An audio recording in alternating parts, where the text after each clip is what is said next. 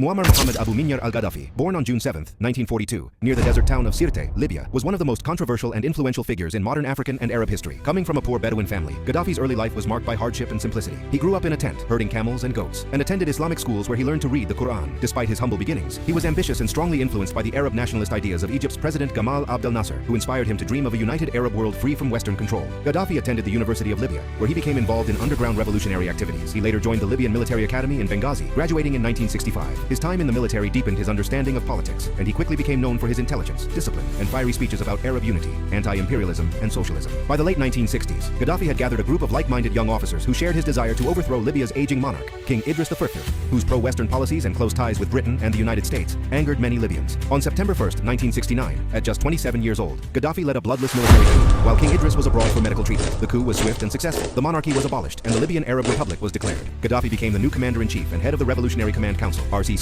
effectively the ruler of Libya. He quickly consolidated power, expelling foreign military bases, nationalizing key industries, especially oil, and promising to redistribute wealth and modernize the country. His early years in power were marked by strong populist reforms that won him significant support at home and across the Arab world. Gaddafi's political ideology was unique and complex. He rejected both Western capitalism and Soviet communism, proposing what he called the Third International Theory, a blend of Islamic socialism, Arab nationalism, and direct democracy. He outlined his ideas in a 3-volume work known as The Green Book, 1975-1979. In it, he claimed that the best form of government was one where the people ruled directly through people's committees and popular congresses. In theory, Libya became a jamahiriya, meaning a state of the masses. In practice, however, Gaddafi maintained tight control and suppressed any form of dissent. Political opposition was banned, and critics were often imprisoned, exiled, or executed. During the 1970s, Gaddafi used Libya's vast oil wealth to improve living standards dramatically. He nationalized foreign oil companies and invested heavily in free education and healthcare, public housing, infrastructure development, and subsidies for food and fuel. He also launched ambitious projects like the Great Man-Made River Project, an enormous engineering effort to bring fresh water from underground aquifers in the desert to Libya's coastal cities. Under his rule, Libya achieved one of the highest literacy rates and per capita incomes in Africa, though these successes were overshadowed by authoritarian rule and corruption.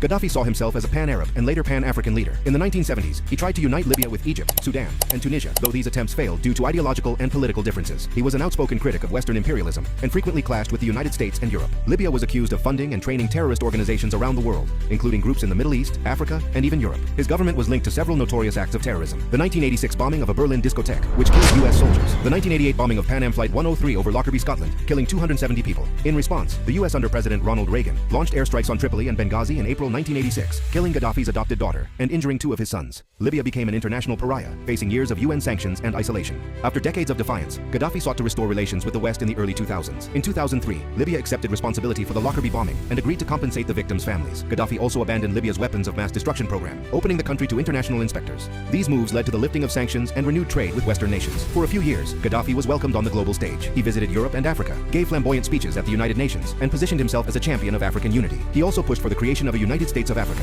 with a single currency and passport, an idea that gained mixed reactions among African leaders. By 2011, the wave of Arab Spring uprising spread across North Africa and the Middle East. Inspired by revolts in Tunisia and Egypt, Libyan protesters demanded democracy and an end to Gaddafi's 42-year rule. His response was brutal. Security forces opened fire on demonstrators, sparking a full-scale civil war. Rebel forces quickly gained ground, and the United Nations authorized NATO intervention to protect civilians. NATO airstrikes destroyed much of Gaddafi's military capability, and by August 2011, rebels captured the capital, Tripoli. Gaddafi fled but was eventually cornered in his hometown, Sirte. On October 20, 2011, Muammar Gaddafi was captured and killed by rebel fighters after a violent confrontation. His death marked the end of his regime and one of the longest authoritarian rules in the Arab world.